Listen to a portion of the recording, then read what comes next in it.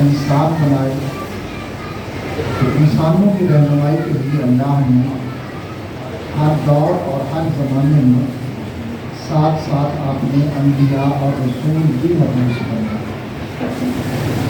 کتابوں کا، صحیفوں کا، رسولوں کا آنے کا مقصد لوگوں کو صراط المستقیم کا رستہ دکھانا، اللہ کے قرب کو حاصل کرنے کا طریقہ سکھانا، یہی تھا۔ یہ سلسلہ سیدنا حضرت آدم علیہ السلام سے شروع ہوا اور محمد رسول اللہ صلی اللہ علیہ وسلم پر آ کر ختم ہوا۔